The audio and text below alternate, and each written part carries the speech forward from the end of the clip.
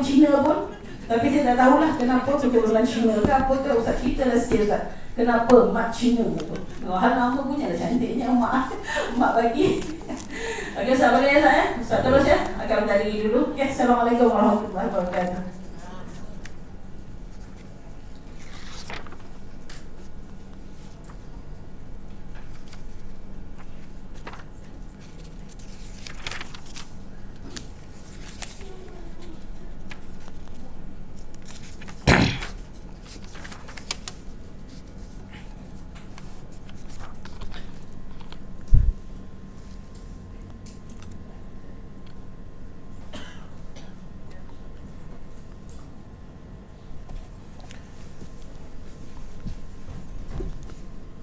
Bismillahirrahmanirrahim. Assalamualaikum warahmatullahi wabarakatuh.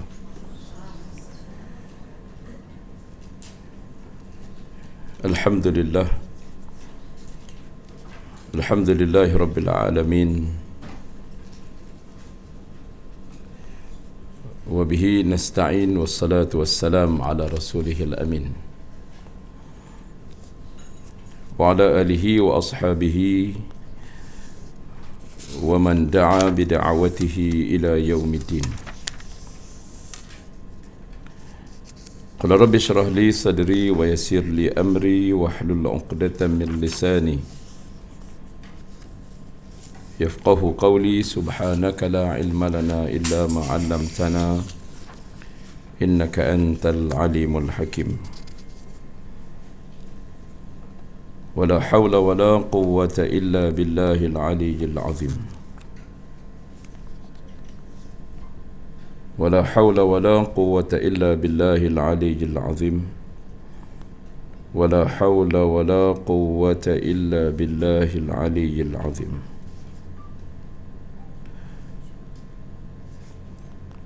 قال الله سبحانه وتعالى في كتابه العزيز بعد أن أعوذ بالله من الشيطان الرجيم يوم تشهد عليهم ألسنتهم وأيديهم وأرجلهم بما كانوا يعملون. Pada hari ketika mana lidah, tangan dan kaki mereka menjadi saksi atas mereka terhadap apa yang dahulu mereka kerjakan. Sadaqallahul azim. Yang dimuliakan Puan Hajah Salwa, pengurusi ataupun penceramah yang pertama sebentar tadi, tuan-tuan, puan-puan, ibu ayah yang saya kasihi, mudah-mudahan dirahmati Allah Subhanahu wa taala. Pertama dan selamanya, alhamdulillah, kita bersyukur pada Allah Subhanahu wa taala yang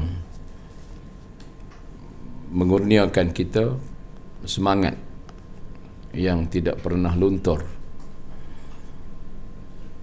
memberi kita rasa seronok, rasa segar untuk senantiasa menghadiri majlis ilmu. Setelah mana kita dikurung berbulan-bulan lamanya, sebagai suatu peluang untuk kita mengkoreksi diri, untuk kita memuhasabahkan diri kita menjadi hamba yang benar-benar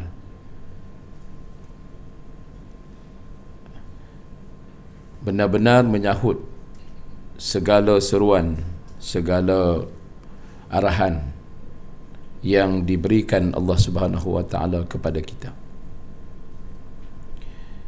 Kita bersyukur pada Allah dengan peluang yang terbaik yang diberikan ini, menjadikan kita semakin kita berusia, semakin meningkat umur kita, semakin baik amalan-amalan kita yang akan kita persembahkan di hadapan Allah Subhanahu wa taala. Ini tujuan daripada kita berada dalam majlis-majlis ilmu yang disediakan oleh pihak jawatan kuasa, sama ada masjid ataupun kuliah duha ataupun Raudhatul Ilm dan sebagainya, dengan tujuan tidak lain dan tidak bukan untuk memastikan seluruh kerja buat kita, seluruh umur yang berbaki ini dihabiskan dengan kerja-kerja yang akan memberikan keuntungan kepada kita. Bukan sekadar untung kita di dunia, tetapi lebih-lebih lagi untung ketika mana kita bertemu dengan Allah Subhanahu wa taala. Pagi tadi saya berkesempatan, entah bagaimana dia keluar dalam YouTube, cerita berkenaan dengan beberapa gangster-gangster yang bertaubat. Ini cerita gangster benar. Salah seorangnya adalah anak muda yang berusia pada tahun 2003 itu usianya 17 tahun, lepasan Sentul Methodist School. Pada usia begitu dia dipelihara, dijaga oleh ibunya, seorang ibu yang merupakan seorang guru pada siang hari, malamnya menjadi GRO, baliknya lewat malam, tanpa diketahui oleh anaknya. Anaknya itu menyangkakan bahawa ibunya hanya seorang guru, ibunya seorang ibu tunggal, nak bela anak 4 orang, duduk di Kuala Lumpur yang mencabar dengan kos yang serba tinggi. Jadi terpaksa ibunya cari part time untuk tambah pendapatan, dan akhirnya beliau habis SPM, buat permohonan untuk pergi belajar di luar negeri. Oleh kerana tidak ada tempat yang banyak yang yang nakkan kos dia, ke Allah Alam, maka dia memilih negara yang tidak ada persaingan, iaitu negara Brazil. So pada usia 17 tahun, dengan duit yang sedikit, ada $300, berbekalkan $300, beliau terbang ke Brazil. 13 jam dalam perjalanan, tapi nak sampai ke sekolah tu 3 hari pada usia 17 tahun. Akhirnya, pendek ceritanya, beliau selama hampir 3 tahun tidak kenal Tuhan, makan babi, jual dadah, jadi gangster, jadi mafia, jadi orang lah, jadi orang, masuk gereja, jadi etis, ikut makan apa yang ada di gereja. Babi ni oleh kerana Brazil ni memang itu makanan dia. Jadi nak survive punya pasal, tidak ada agama, tidak ada persatuan. Kalau pergi London adalah persatuan dia, kalau pergi Australia adalah persatuan student Malaysia dan sebagainya. Ini dia alone, dia kata. Macam mana dia nak survive diri dia pada usia yang sebegitu muda, ditipu tengah jalan. Pernah di macam-macam lah, muka tak ada rupa, dia kata, muka pun macam ala-ala Brazil dah muka dia. Jadi itulah kisah dia. Akhirnya sebelum nak balik tu, dia merantau daripada Brazil pergi ke Venezuela, ke Perancis, ke Itali. Habis dah semua negara ni, nak on the way balik ke Malaysia. Habislah semua ke Paraguay, ke Uruguay, ke habislah apa dia panggil, Amerika Selatan, Amerika Latin ke apa. Habis semua dia dah pergi, Mauritius, Mauritania, apa semua ni. Sampailah dia ke Dubai. Sampai dia ke Dubai ni tak pernah semayang, tak tahu apa, lupa dah wuduk apa semua, lupa. Duduklah di airport, tuan-tuan sekalian, sekian lama, melihat number yang nak tempah tiket tu, dia kena ada number yang lama, number dia 1000. cerita number tu 1000, makna dia kena duduk di airport tu mungkin 2 minggu, sebulan mungkin. Sampai semua tempat di dalam airport tu, setiap penjuru dia tahu. Dia tahu semua tempat. Dia tolong orang, tunjuk jalan, tunjuk orang, buatlah apa saja kebaikan dia boleh buat. Kemudian datang seorang hamba Allah ni, juga sedang menunggu untuk travel. Hari-hari datang jumpa dengan dia kerana main buat visa. Jadi dia pun agak jadi ada kawan lah, orang tua dah. Sehinggalah satu hari dia kata dia keluar daripada airport tu, selepas seminggu isap rokok dekat luar. Masa tu dah ada duit lah, sebab dia dah jual ganja. Semua benda atas dunia ni dia buat, semua maksiat ni dia buat. Akhirnya tuan-tuan sekalian, dia dengar azan. Dia dengar azan. Itulah dia kata pertama kali setelah aku tinggalkan Malaysia, aku kembali dengar azan. Dulu pernah masuk gereja, pernah jadi Kristian, ateis, tapi tak keluar agama. Cuma nak try, nak tengok apa dia sebenarnya Christianity, apa dia sebenarnya ateis, apa dia nak cuba. Sebab dia seorang diri, tidak ada bantuan makan apa saja yang ada di hadapan. Kemudian akhirnya dia pergi ke masjid. Pergi masjid nak ambil wudu, ingat-ingat lupa lah masa belajar di Methodist St. John, di Methodist Sentul dulu. Tengoklah, dia kata orang sebelah, oh macam ni, ambil wudu macam ni. Tirulah balik, ikut sikit-sikit. Lepas tu masuk dalam masjid, lepas solat, ikut orang solat, dia pun solat. Ingatlah balik yang pernah dia buat sebelum daripada ini. Kemudian tuan-tuan sekalian, dia pun berdoa, ya Allah, aku nak balik, ya Allah, cukup dah segala dosa, segala maksiat ni. Dia berdoa ni, pertama kali sembahyang selepas sampai 3 tahun tak solat, tak kenal agama, jadi masuk gereja. Dia kata dengan izin Allah, lepas dia berdoa, menangis apa semua ni, dia kata dia masuk balik ke airport. Datang, dia nampak balik uncle yang selalu lepak dengan dia, minum dengan dia, duduk tunggu dia sekali tu. Uncle tu datang kat dia, terus holorkan tiket balik daripada Dubai ke KL, business class. Ada siap tarikh apa semua. Dia kata sebab benda tu berlaku selepas dia habis berdoa di masjid. Dia balik ke situ, dan dia kata dia keluarlah tengok di luar tu, dibawa naik kereta dia masa tu 2006, Porsche Cayenne. Uncle tadi ni pakai Porsche Cayenne. Pusinglah satu Dubai, dia kata, dan dia tanya, dia tengok kawan dia bermuka berjas serabut dah seminggu tak mandi. Dia tak ada duit nak pergi mandi di hotel apa semua, tak ada duit. Jadi dia kata duit tu cukup untuk beli tiket, untuk nak survive makan sikit gitulah. Akhirnya dia kata dia pun dibawa, dan uncle ni tanya mandi ke belum. Dia kata belum. Kalau belum, jom. Kebetulan dia ni menguasai bahasa Portugis dengan baik, menguasai bahasa Spanyol dengan baik. Jadi dia pun kebetulan uncle ni pun ada buku yang dia sedang belajar. So sikit-sikit lah dia belajar dengan kawan kita ni, dan dia pun bawa pusing pergi melawat Dubai, makan apa semua mewah lah. Dia kata aku bagi kat hang duduk di Burj Hotel, 7 star lah dia kata, lebih kurang. Duduklah di hotel tu, mandi, makan apa semua, sampai masa dia ambil hantar ke airport dan balik.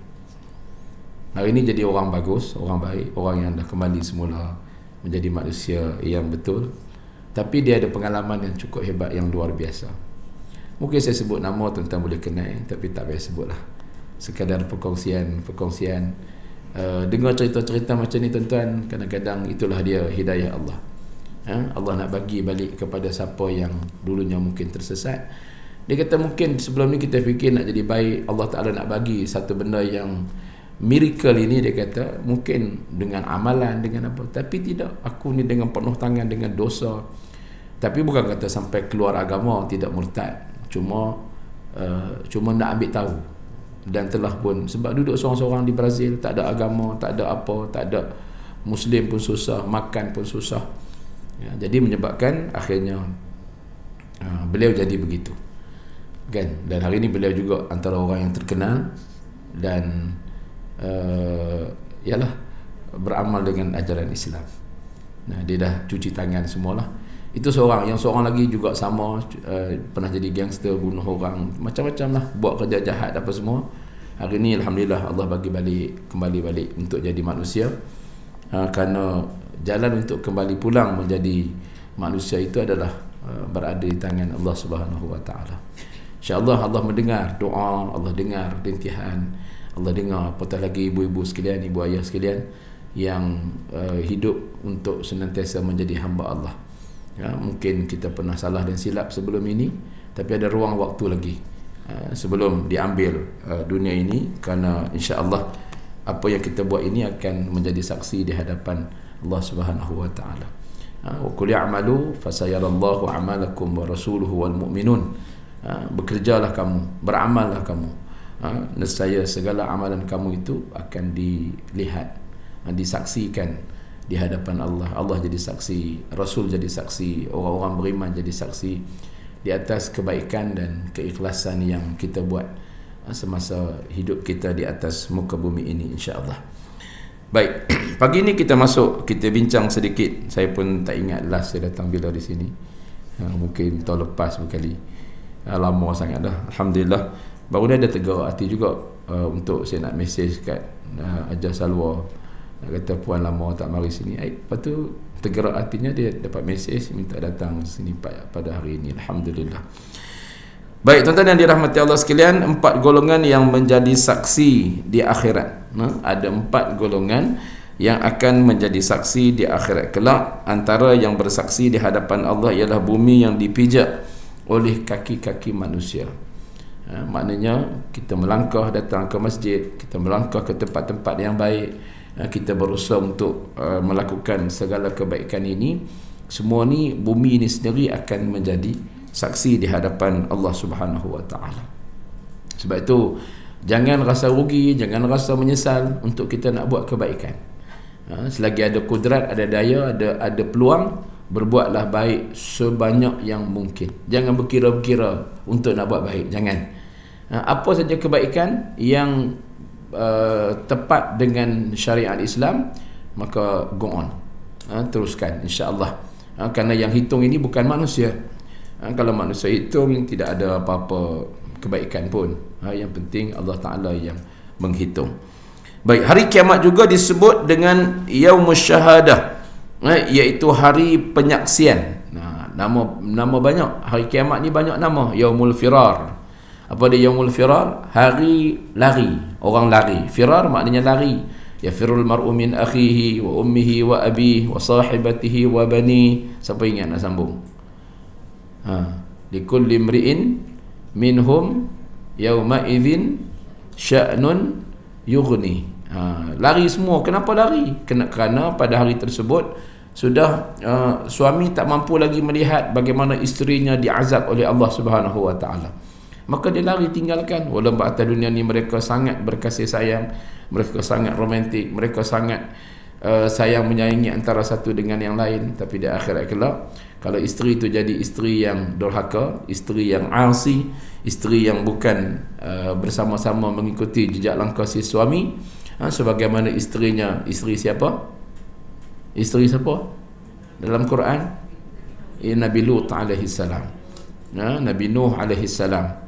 Jadi isteri mereka menjadi penderhaka kepada Allah. Walaupun dari segi kasih sayang, dari segi khidmat, bakti suami isteri kepada suami itu sangat baik, tapi dalam soal akidah mereka bercanggah dengan ajaran yang dibawa oleh kedua-dua Nabi yang dirakamkan cerita mereka di dalam Al-Quran. Baik, memang saksi mempunyai peranan penting dalam sesuatu perbicaraan manusia.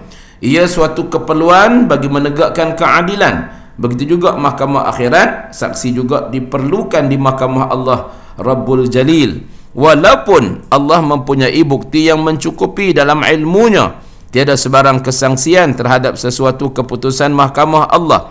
Namun peranan saksi diperlukan bagi memuaskan hati manusia itu sendiri, supaya manusia merasa dirinya diadili sepenuhnya. Allah sebut dah, innallaha la yadhlimun nasa syai'a. Allah Ta'ala tak pernah pun buat zalim, berlaku zalim, penganiayaan kepada manusia, tak pernah. Allah dah bagi peluang, Allah hantar COVID, kan? Allah bagi peluang, Allah hantar penyakit, Allah hantar wabak untuk kita sama-sama muhasabah. Hebat terang mana sangat manusia, tuan-tuan sekalian, kecil je. Makhluk yang Allah hantar ni kecil sangat, tak mampu kita nak hadapinya.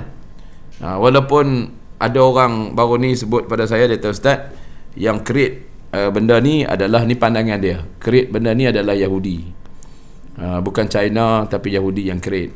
Dan Yahudi sudah pun menyediakan vaksinnya yang sendiri. Saya pun tak pastilah. Dia kata vaksin ni mudah je, Ustaz. Vaksin ni diambil daripada madu, diambil daripada bawang putih dan sebagainya. Betul lah kalau Nabi SAW menyatakan alaikum bisyafa'ain, berubatlah kamu dengan 2 ubat. Satu ubat Al-Quran, yang kedua namanya asal dengan madu. Cuma ada herba-herba yang cukup banyak, tuan-tuan sekalian. Dia kata, Ustaz, dia pengalaman duduk di Israel lama, tuan-tuan sekalian. Duduk di Israel ni, bapa mertua dia Jewish, Yahudi, tapi ortodok lah, bukan Zionis, ortodok.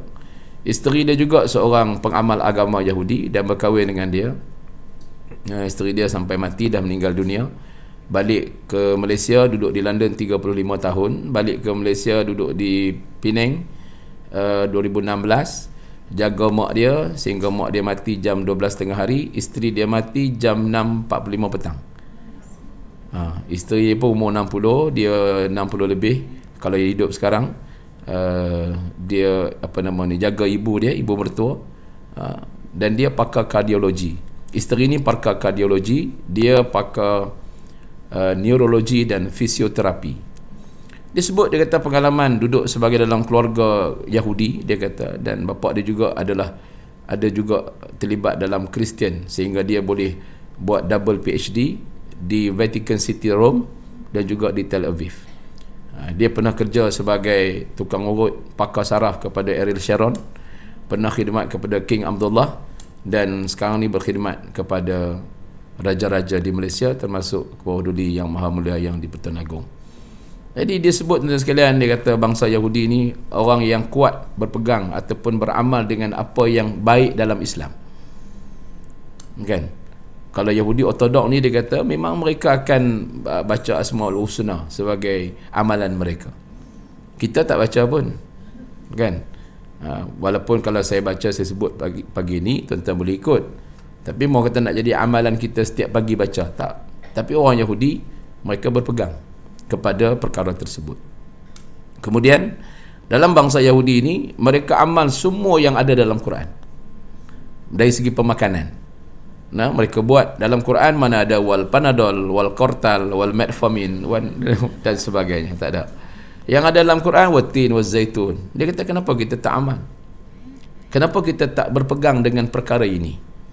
Kan? Quran bagi tu dah cukup baik dah, dia kata.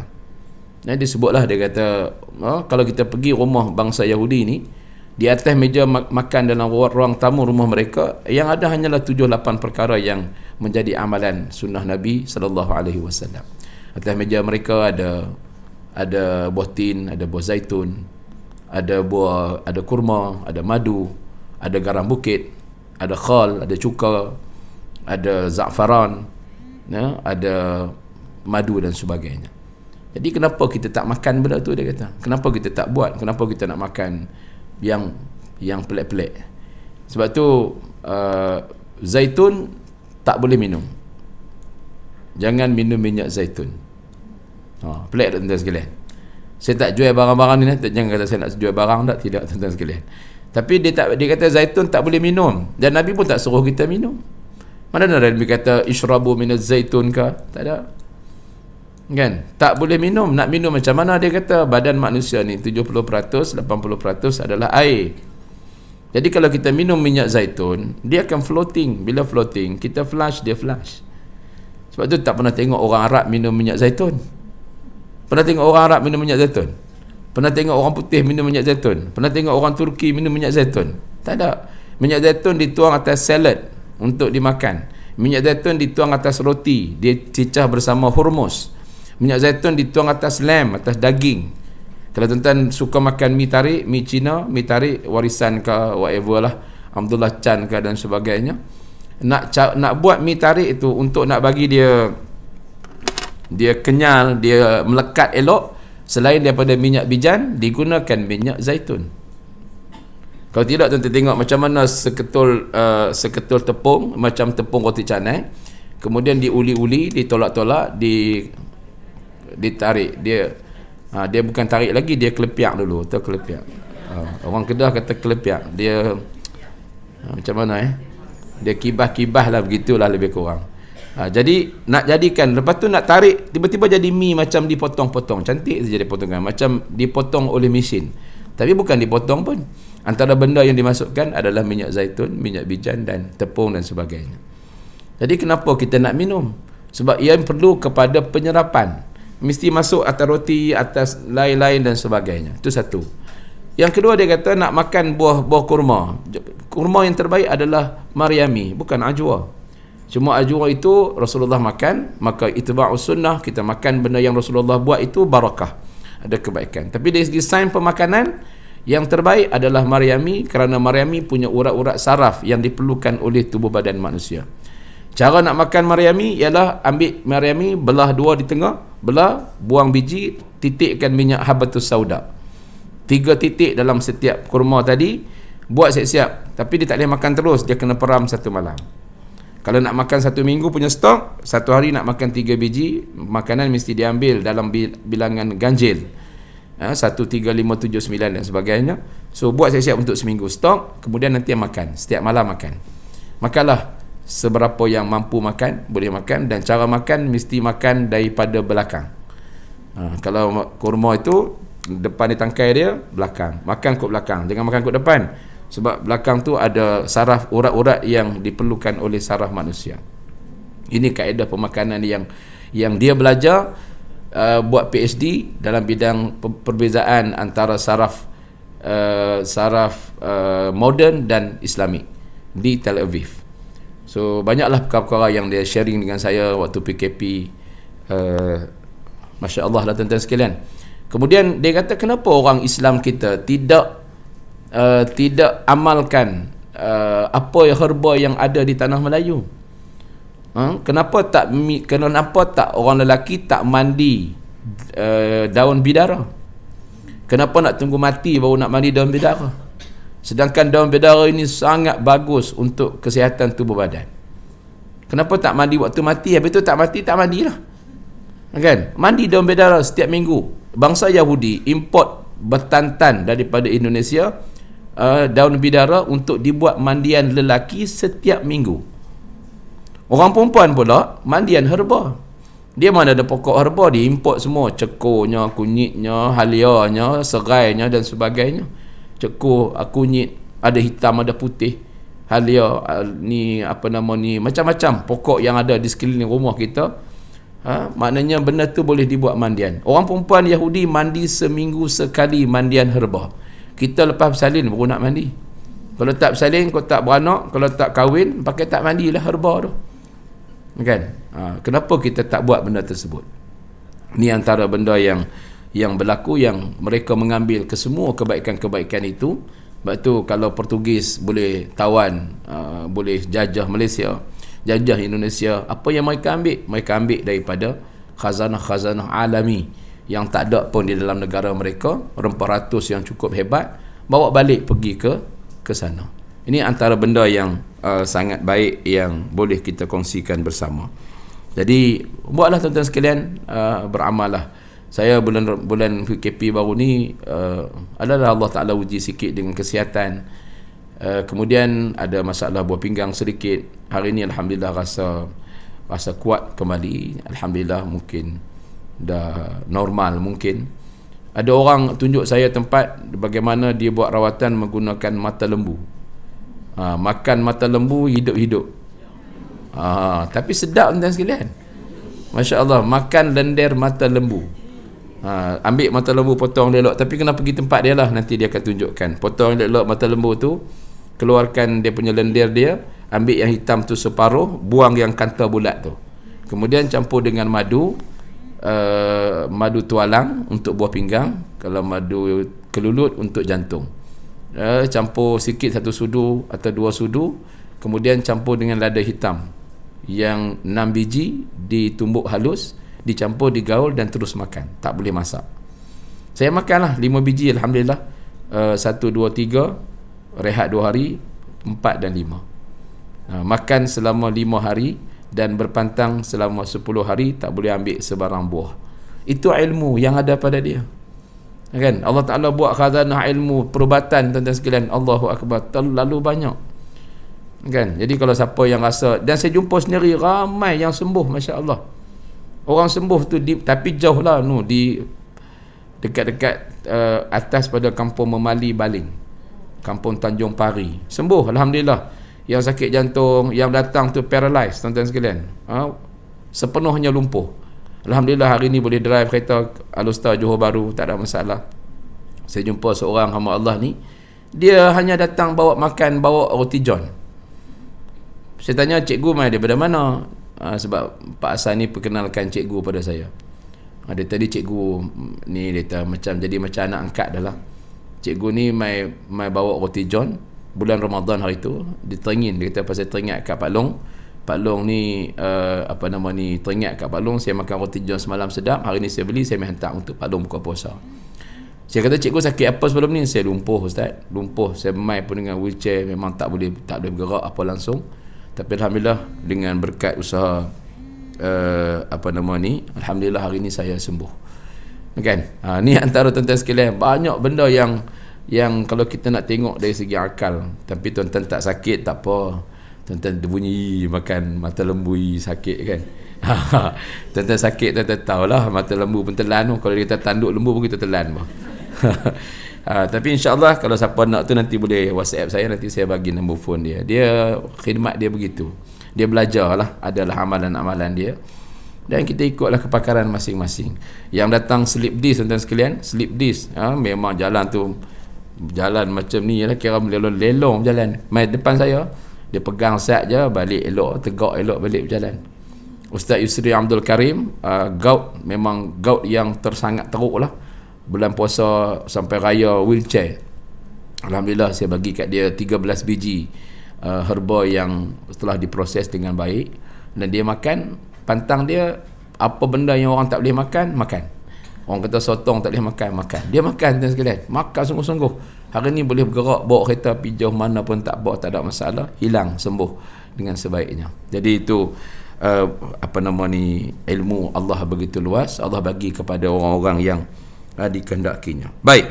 Di akhirat kelak ada 4 perkara yang dipersaksikan di hadapan Allah Subhanahu wa taala. Yang pertama, Nabi sallallahu alaihi wasallam bersaksi di hadapan Allah bagi menyempurnakan syahadah rasul-rasul terdahulu yang telah bersaksi di hadapan umat mereka bahawa di akhir zaman kelak akan lahirnya Rasulullah sallallahu alaihi wasallam sebagai nabi akhir zaman, nabi penghabisan, nabi terakhir. Semua rasul menjadi saksi kepada umat masing-masing. Dengan kesaksian para rasul itu akan terbukti sama ada manusia sebenarnya menjadi pengikut yang setia para rasul berkenaan ataupun sebaliknya.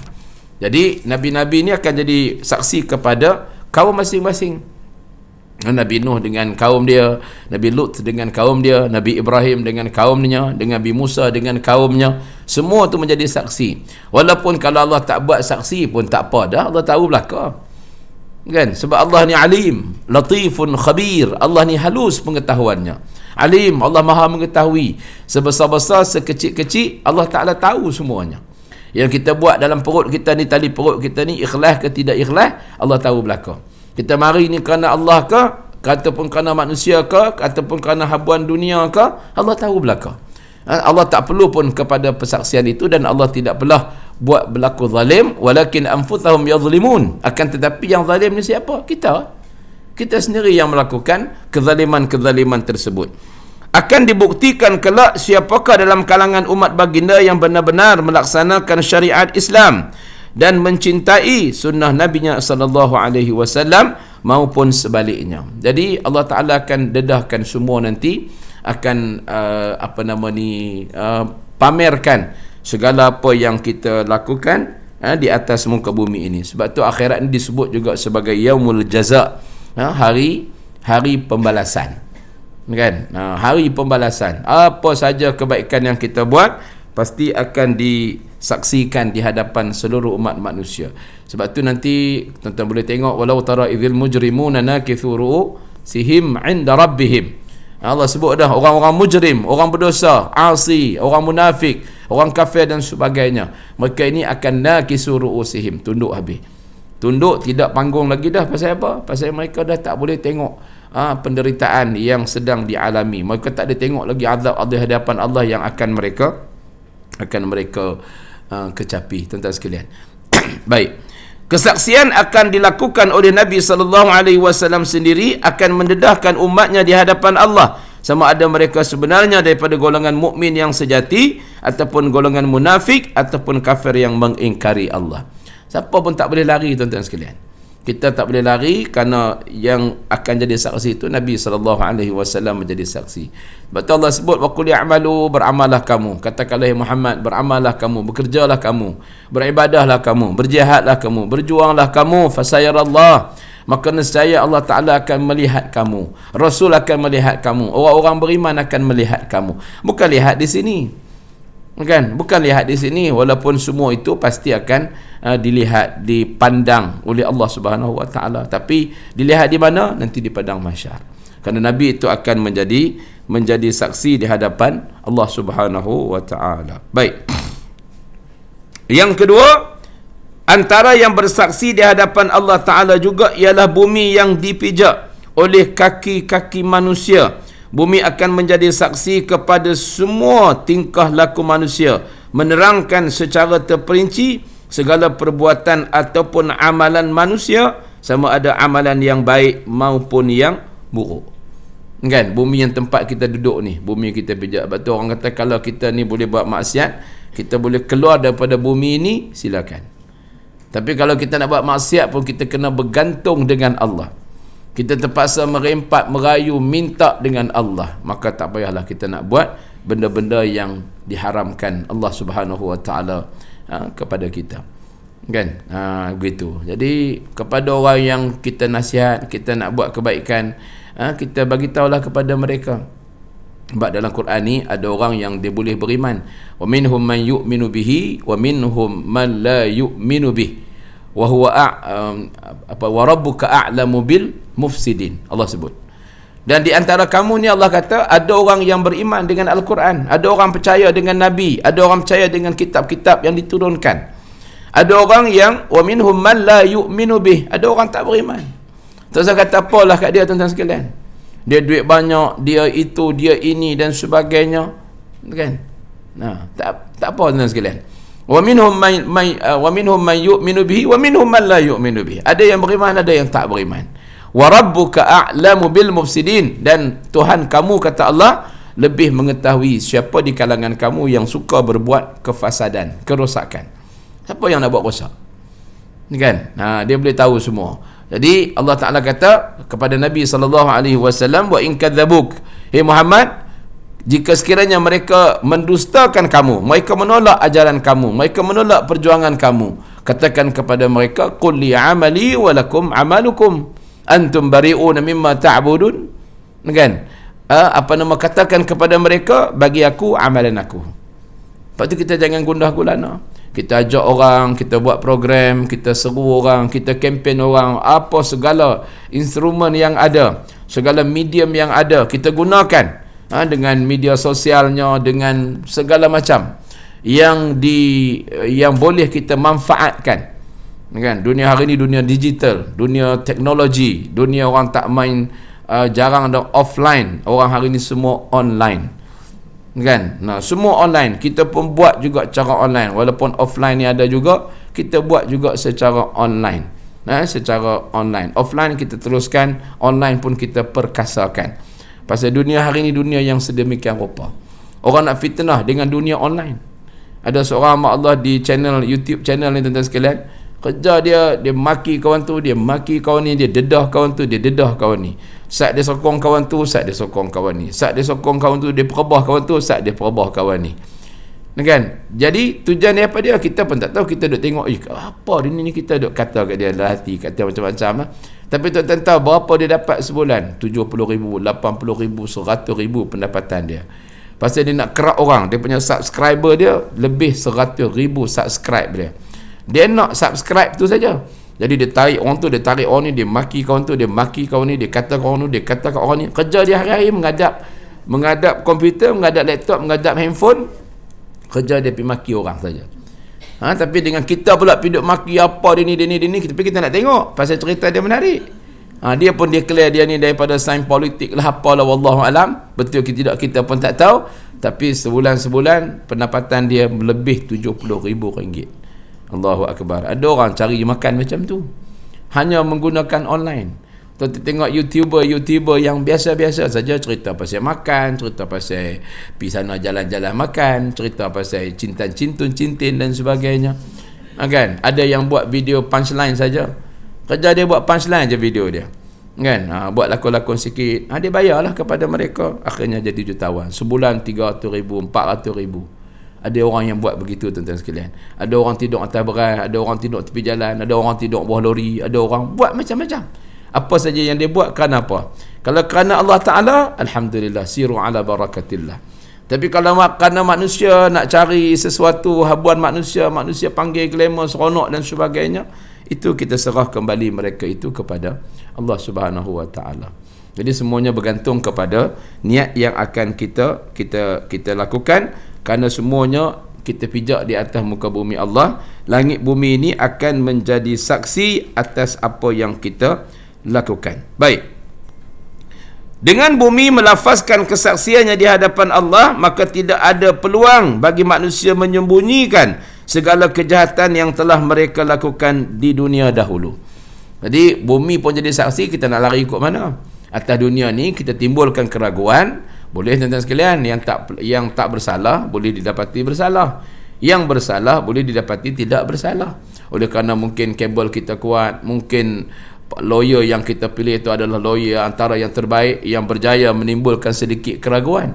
Lawyer itu mungkin dapatlah habuan-habuan dunia dia, tapi dia tak terlepas daripada Allah. Kerana mahkamah Rabbul Jalil itu adalah mahkamah yang perfect, yang tidak ada kecacatan langsung padanya. Semuanya akan dipertontonkan, akan diperlihatkan, dipersaksikan oleh saksi yang bukan saksi sebagaimana saksi di atas muka bumi ini. Atas muka bumi ni, mulut pandai bercakap, settle lah. Kan? Mulut kita pandai olah, mulut kita pandai mengejar, pandai membuat orang lain jadi terkedu dengan ucapan-ucapan kita, maka kita boleh terlepas, kita boleh dapat dan sebagainya. Sekalipun perbuatan itu dilakukan ketika malam yang gelap gelita, tidak dapat dilihat oleh mata kasar manusia, namun sekiranya amalan itu amalan yang baik atau amal yang saleh, di samping malaikat mencatatkan sebagai amalan di sebelah kanan, bumi juga menjadi saksi bagi mengukuhkan lagi catatan itu. Manusia tidak perlu bimbang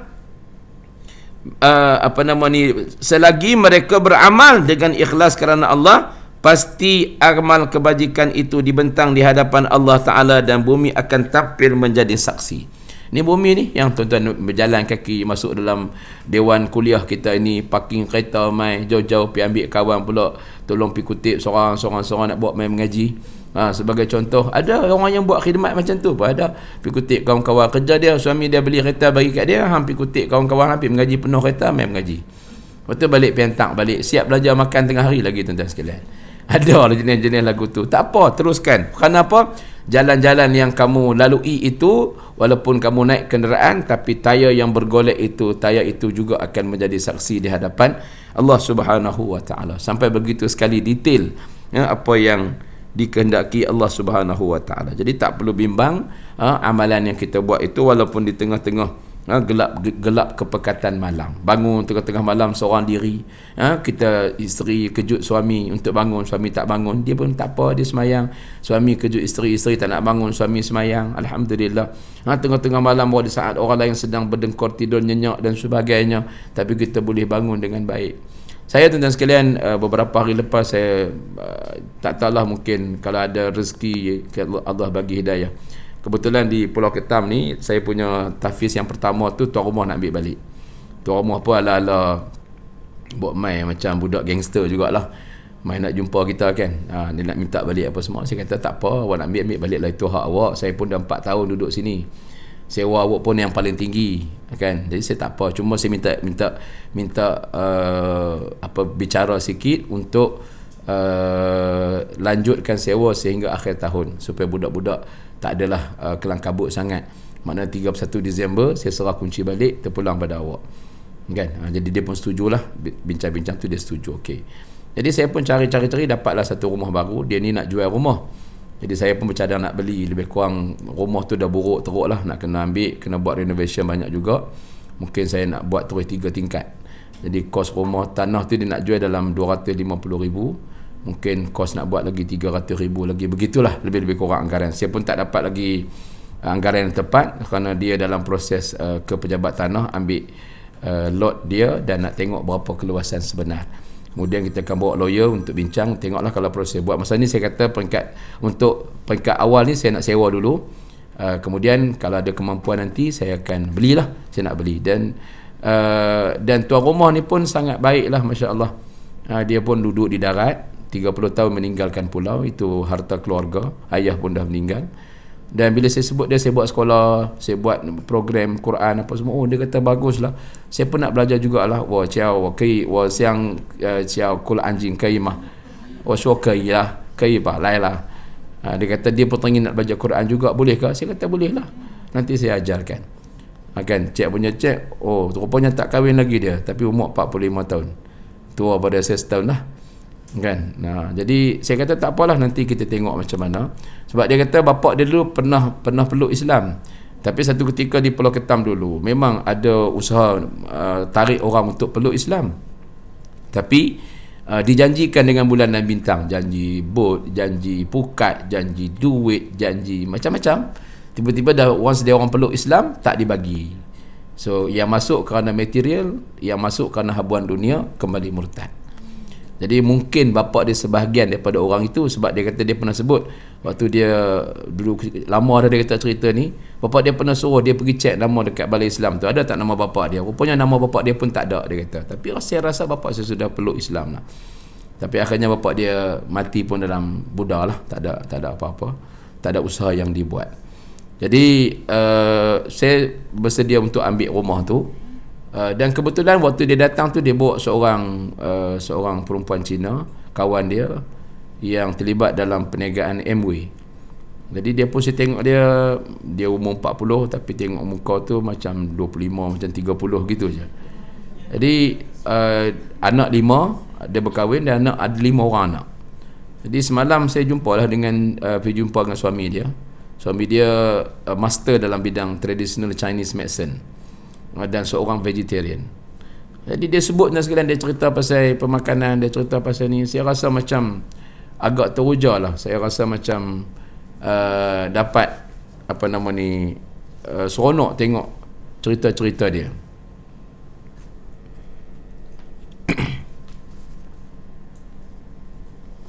Baik.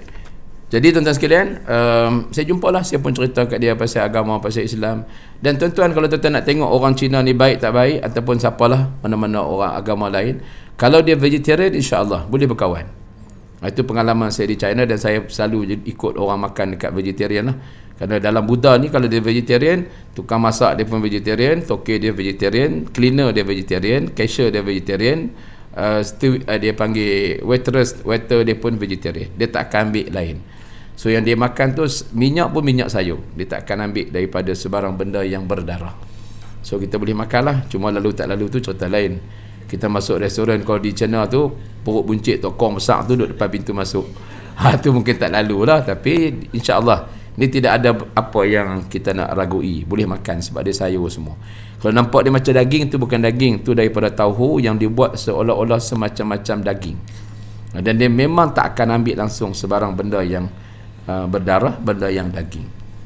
Jadi dia kata, Ustaz, nak beritahu dia kata, Ustaz, Tuhan Allah buatlah, dia kata langit bumi ni cukup bagus, dia kata. Dia boleh sebut macam tu. Dia kata Tuhan Allah ni buat ni cukup cantik ni, cukup bagus, dia punya penciptaannya sangat bagus. Ada bulan, ada matahari, ada siang, ada malam. Dia kata ini peraturan yang sudah pun tepat. Kenapa kita tak mau ikut peraturan yang sedia ada? Cuma dia tak bolehlah baca wa ja'alna al-laila libasan wa ja'alna an-nahara ma'asha.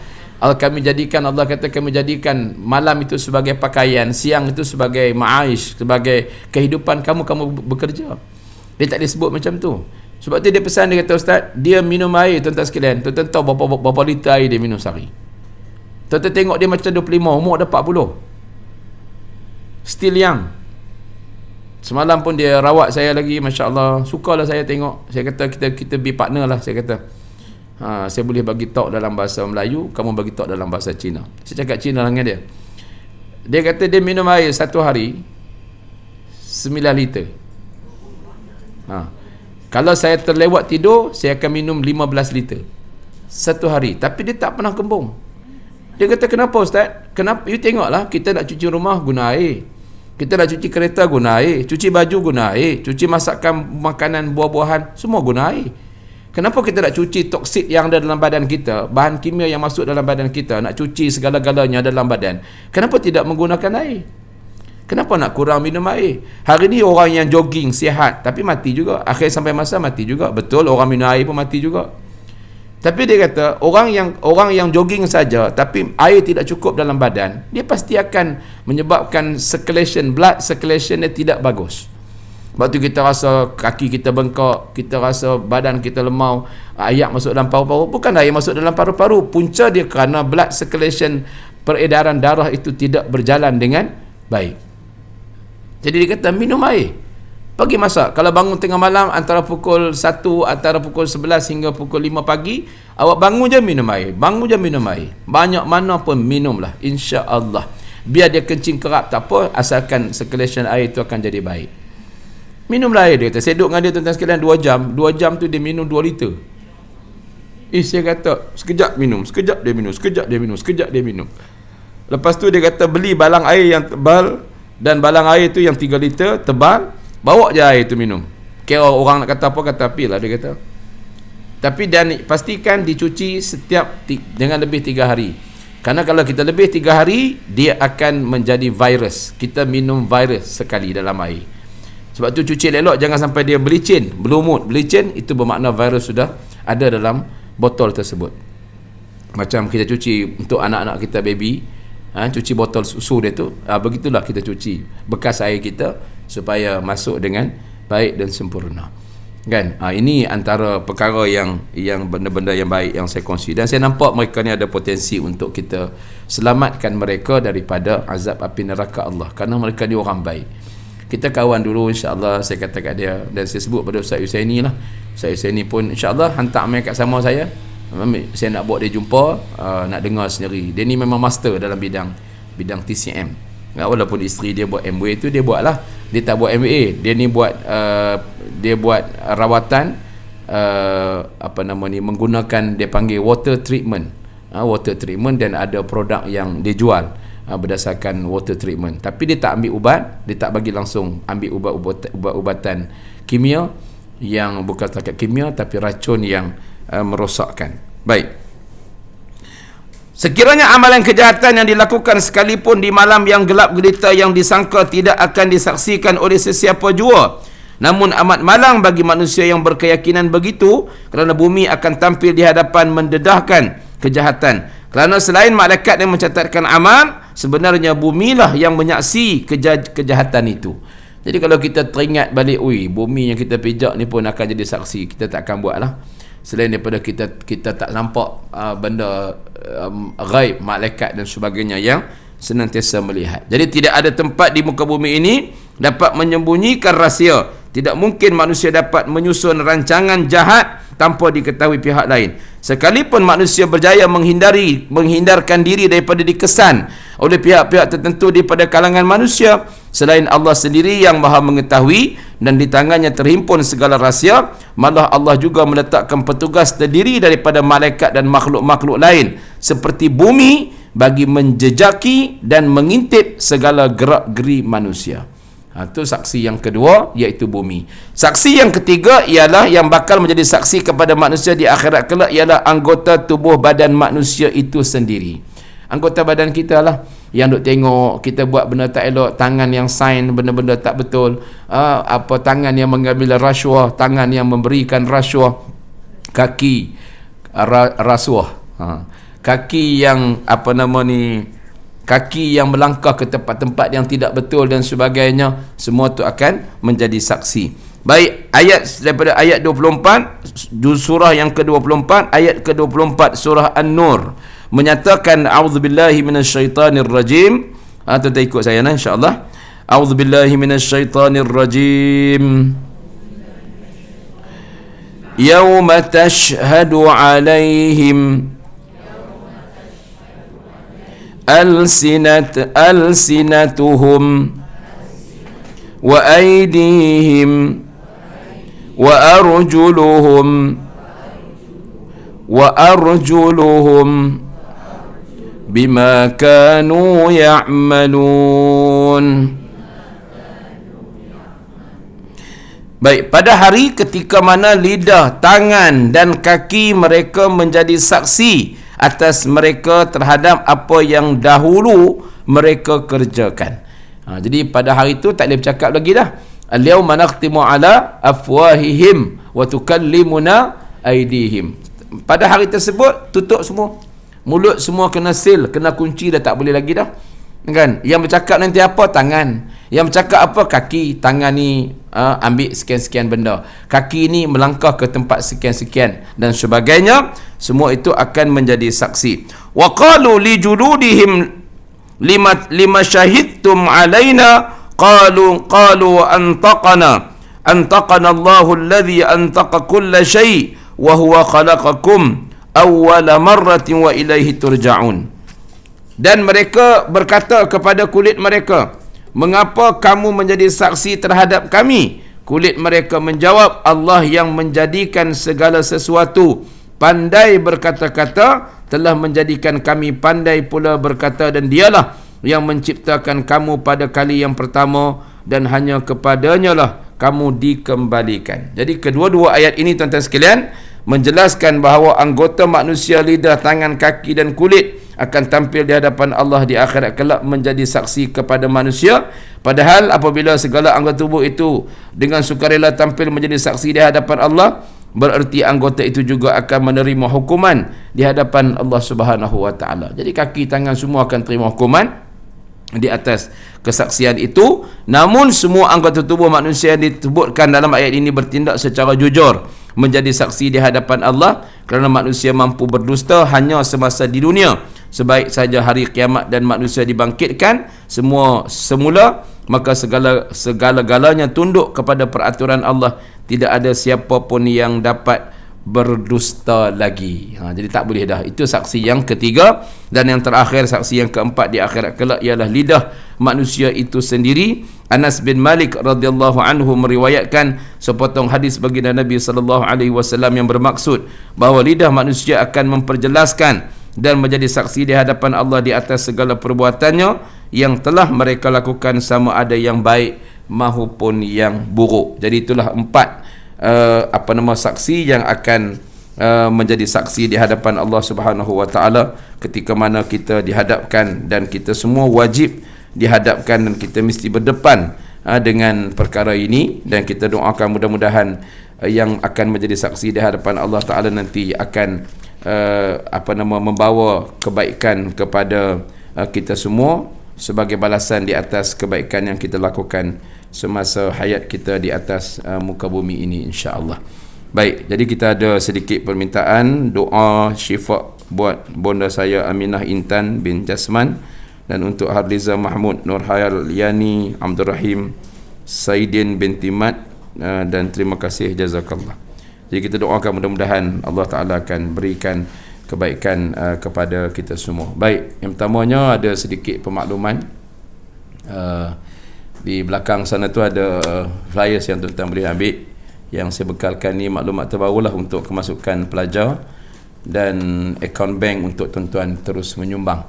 Kepada yang nak menyumbang untuk pembelian bangunan pun saya cuma tak buat iklan lagi. Iklan akan dibuat selepas confirmation lokasi dan tapak yang kita hajat nak belilah. Saya teringin nak beli sebab buat terus 3 tingkat biar semua berkumpul di situ. Jadi sebelum ni ada gangguan-gangguan, bulan 1 hari tu ada gangguan. Bahkan kami dituduh juga melahirkan Tafiz Mandarin ni melahirkan ekstremis agama. Ini tuduhan daripada orang besar jugalah. Sampai ke polis di Pulau Ketam, polis pun terkejut beruk. Polis kata kami ekstremis agama kok mana? Kami tengok budak-budak ni pagi, petang, siang, malam. Sebab kita akan lalu depan balai polis setiap hari, setiap pagi, dan kita tak pernah pun buat sebarang perkara-perkara yang mencurigakan dan merugikan. Jadi saya bagi begitu tuduhan. Tapi tak ada masalah, kerana kita nak buat kerja Islam, Allah Ta'ala bantu. Dan hari ni orang Cina pun dia rasa keberadaan kita di sana tu mengharmonikan suasana dan kita tak pernah wujud sentimen-sentimen tertentu. Baru ni waktu Covid pun saya main peranan 3-4 NGO yang kita bawa bagi bantuan kepada orang kampung, orang susah. Walaupun ada gangster yang datang halau minta supaya makcik-makcik fakir miskin yang datang nak terima bantuan tu jangan ambil bantuan, kononnya ni barang daripada luar, padahal barang tu semua kita beli kat pulau, kita tak ambil pun daripada luar. Dan sekalian, sampai macam tu sekali ada yang resist. Tapi kita tak heran sebab kita nak buat benda yang betul, Allah Ta'ala akan bersama dengan kita. Yang keduanya tuan-tuan, di belakang tu ada jualan amal sedikit untuk produk yang saya lahirkan sendiri, keluarkan sendiri, minyak aromaterapi. Tuan-tuan hanya ambil picit-picit saja, tuan-tuan bubuh sikit dekat ujung jari ni, sapulah. Tuan-tuan sapulah, kalau sakit kepala, sapu kepala, sakit pinggang, sapu di pinggang, sakit lutut, sapu di lutut. InsyaAllah dia untuk luaran. Lelaki dan perempuan sangat bagus. Testimoni yang sangat banyak, respon yang sangat bagus, wangi, harum dan tidak melekit, tidak berminyak. Boleh cuba aja. Saya nak sebut pada tuan-tuan kenapa Tun Mahathir dia boleh berdiri gagah pada usia yang sedemikian rupa. 3-4 jam berhenti ceramah pun tak apa. Pasal apa tuan sekalian? Kawan saya yang saya sebut duduk di London lama tu, dia travel ke satu hari dia travel ke London naik business class. Dan Masya Allah dia kata naik flight tu tiba-tiba seat dia tu macam ada problem, so dia orang upgrade, nak bagi kat seat business class yang lain tu penuh, so upgrade jadi first class. Dia pun duduk lah tuan-tuan sekalian, duduk di seat tadi ni, duduk ada seorang pakcik sebelah dia, orang tua lah. Ustaz bayangkan Ustaz pergi London naik first class, pakai sandal, pakai baju pagoda, orang kampung, muka kampung pure, dia kata muka kampung, pakai baju pagoda, pakai sandal, pergi London first class. Kalau kata pergi Jakarta boleh gagah lah, pergi Bangkok kau boleh tahan kan, ni pergi London saya dengan bus jaket apa semualah, dia kata kan. Dia tanya dia kata dia adalah tukang urut kepada Tun Mahathir. Jadi dia ceritalah antara rahsia Tun kenapa Tun boleh berdiri macam tu, kerana setiap hari dia akan urut Tun dia daripada lutut sampai ke kaki, setiap pagi. So kita urutlah kaki kita. Tun tak gunalah minyak saya ni, apalah sangat minyak saya kan, hanya ada serai wangi, minyak zaitun, minyak kelapa darah, peppermint, mentol, minyak kayu putih, itu saja. Tapi Tun ada mungkin minyak special. Tapi berdiri tegaknya sesebuah bangunan itu kerana foundation yang kuat, tegapnya seorang lelaki kerana lutut yang gagah. Jadi gunalah minyak saya untuk urut minyak lutut tuan-tuan. Promosi baik punya, punchline bagus punya, no? Jadi tuan-tuan boleh urutlah, ambil dan tak bawa duit pun tak apa, transfer saja. Ada flyers di luar sana, dan ada nombor account bank saya, nombor phone saya. Kalau siapa nak nombor phone Pak Hasan yang saya sebutkan di baling tu pun boleh WhatsApp saya, ambil di sana. Ambil dekat WhatsApp saya dulu, nanti saya reply balik insya-Allah. Ada nombor phone tu di flyers saya punya produk tu lah. Sambil niat bantulah, 3 botol RM100 sahaja.